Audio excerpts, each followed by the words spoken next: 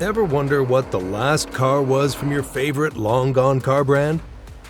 From the big names like Plymouth and Studebaker to short-lived companies like Muntz and Bricklin.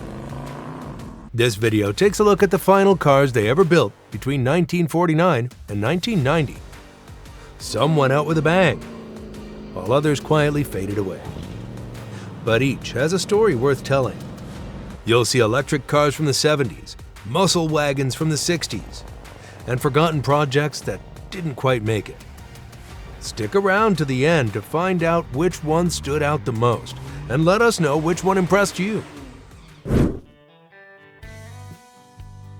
The Airway microcar, produced briefly between 1949 and 1950 by Hall Engineering in San Diego, California, stands as a unique chapter in automotive history.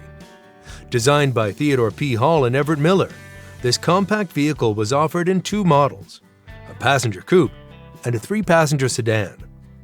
Both featured an all-aluminum body and chassis, contributing to a lightweight design with a wheelbase of 100 inches and an overall length of 158 inches. Under the hood, the Airway was powered by a rear-mounted, air-cooled 10-horsepower Onan single-cylinder engine. It utilized a fluid-drive transmission with a single speed and an emergency low gear. Priced at $750, the Airway was considered luxurious among microcars of its time, featuring fully enclosed bodies and styled designs that set it apart from competitors. Despite its innovative design and features, the Airway struggled in a market dominated by more powerful and affordable used cars. Only a handful were produced, and the company ceased operations by 1950. The Playboy Automobile Company, founded in 1947 in Buffalo, New York, was an ambitious post-war venture aiming to produce a compact, affordable car for the American market. The company's flagship model, the Playboy A48 convertible, was a two-door, three-passenger vehicle featuring a manually operated retractable hardtop, a notable innovation for its time. Technically, the A48 was equipped with a Hercules flathead four-cylinder engine, delivering 40 horsepower, paired with a Warner 3-speed manual transmission and optional overdrive. The car's unit body construction contributed to its lightweight design, weighing approximately 2,035 pounds, and allowed for a top speed of around 65 miles per hour.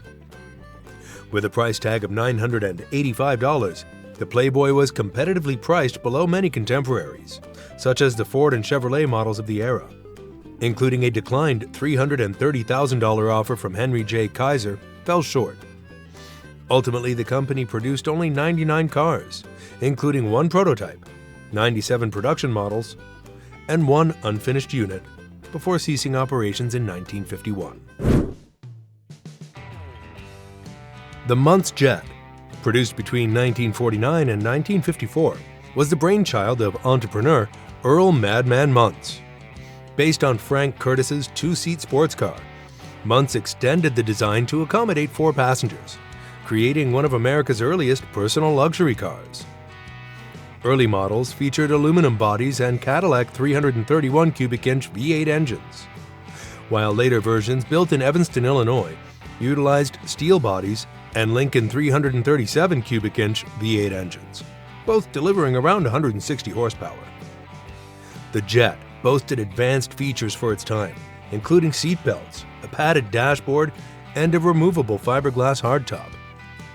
Priced at $5,500, the Muntz Jet was expensive, especially considering its production cost of approximately $6,500 per unit, leading to significant financial losses for the company.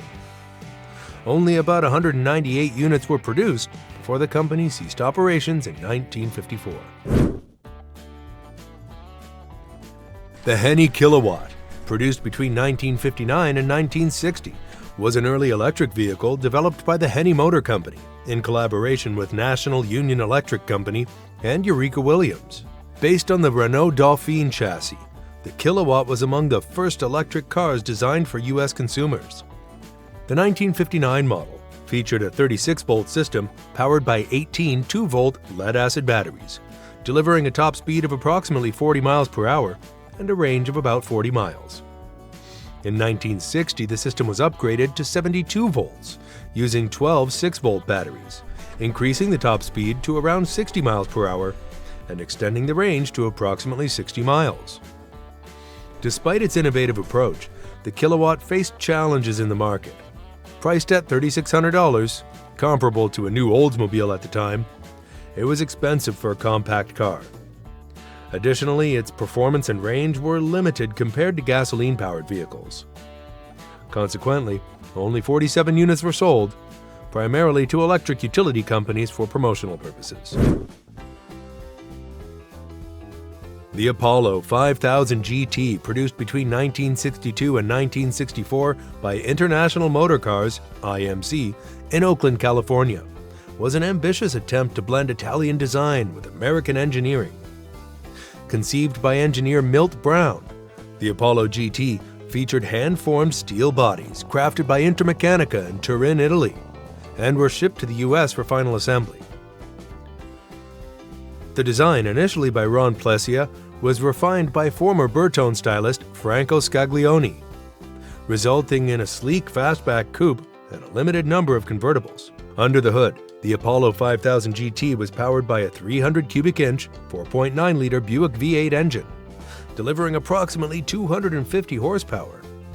Paired with a 4-speed manual transmission, the car could accelerate from 0 to 60 miles per hour in just 8.4 seconds and reach a top speed of 150 miles per hour.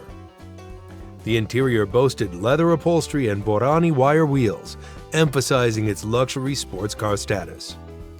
Despite positive reviews and a competitive base price of $6,000, IMC faced financial difficulties, leading to the production of only 42 cars before halting operations in mid-1964.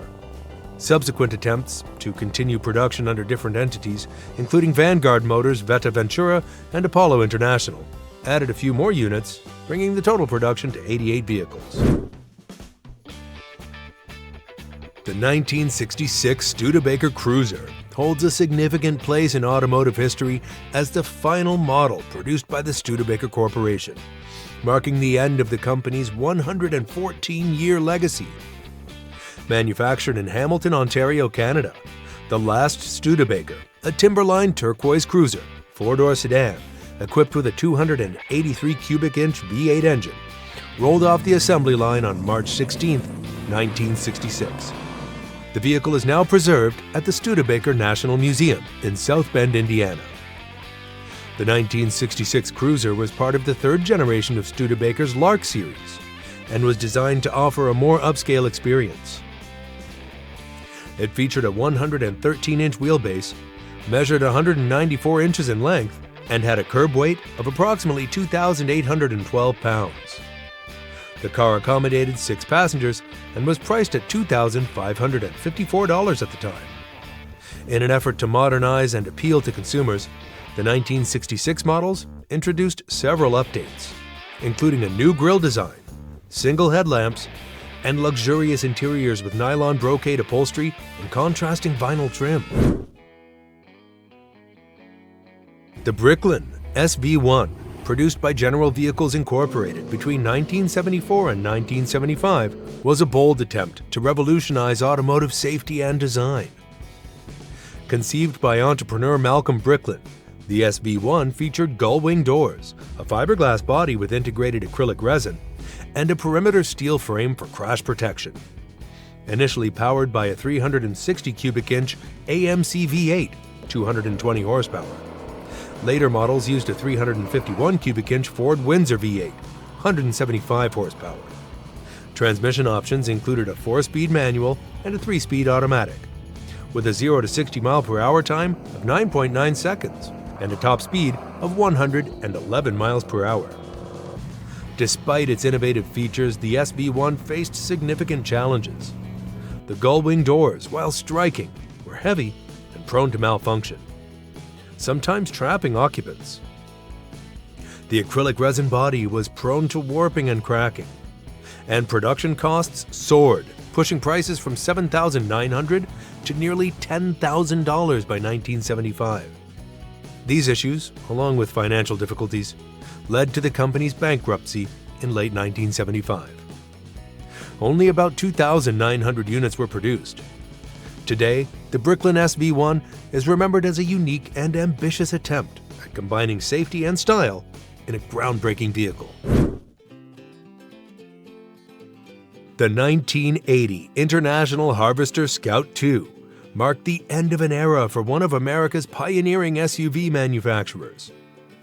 On October 21, 1980, the final Scout, a Tahitian red model with a Sierra Tan Deluxe interior and air conditioning, rolled off the assembly line in Fort Wayne, Indiana. Introduced in 1960 as a competitor to the Jeep, the Scout evolved over 2 decades into various models, including the Scout 80, 800, and the Scout II.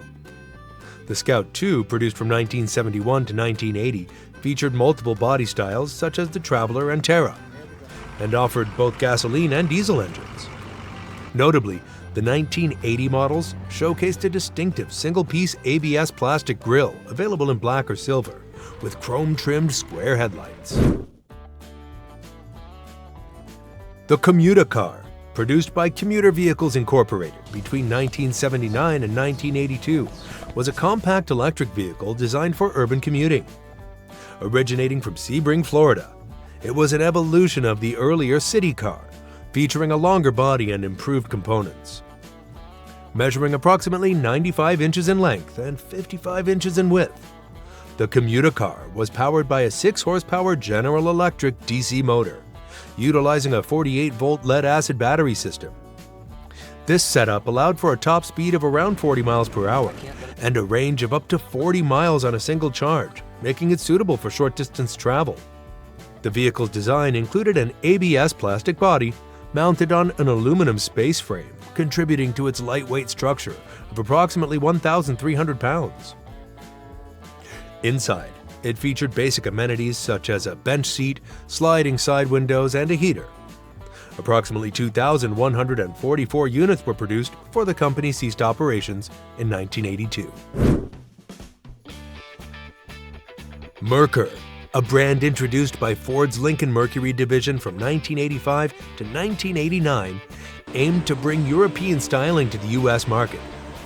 It offered 2 models, the sporty XR4 Ti and the luxurious Scorpio.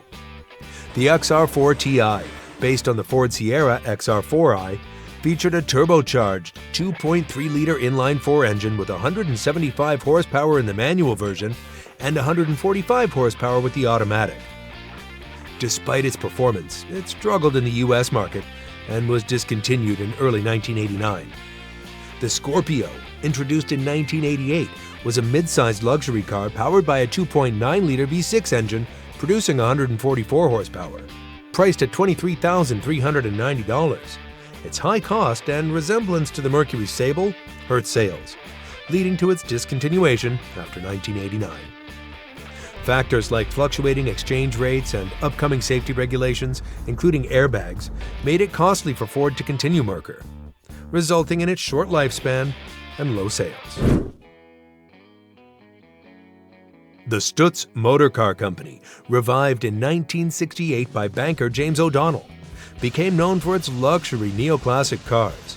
Designed by Virgil Exner, the flagship model, the Stutz Blackhawk, debuted in 1970 and was hand-built in Italy on a Pontiac Grand Prix chassis. Featuring a GM-sourced 7.5-liter V8 engine with 425 horsepower, it combined performance with distinctive design elements like freestanding headlamps, a faux radiator grille, and a prominent spare tire on the trunk lid. Inside, the Blackhawk exuded luxury, featuring high-end materials such as gold-plated trim, fine leather upholstery, and advanced features like power windows and climate control. This combination of modern performance and classic design quickly made the Blackhawk a status symbol, attracting a celebrity clientele, including Elvis Presley, who bought the first Blackhawk in 1971, as well as Frank Sinatra and Sammy Davis Jr. Stutz expanded its lineup with models like the Bearcat convertible, 4-port sedan, Victoria, and the ultra-luxurious Royale limousine, which was priced at $285,000 in the 1980s, making it one of the most expensive cars of its time. The Royale attracted a celebrity clientele, including Elvis Presley. Production was limited, with around 617 cars built between 1971 and 1995. The final model, the Bearcat II, a composite-bodied convertible, marked the end of Stutz's run in 1995. From wild concepts like the Bricklin SB1 to the humble yet historic Plymouth Neon, each of these final cars tells a story about innovation, ambition, and sometimes heartbreak. Some brands aimed high and missed. Others quietly slipped away. But all left something behind. What about you? Which one stood out the most? Drop a comment and let us know. And don't forget to like, follow, and subscribe for more stories from forgotten corners of car history. Part 2 is coming soon, covering the final models from once great brands between 1990 and 2022. You won't want to miss it.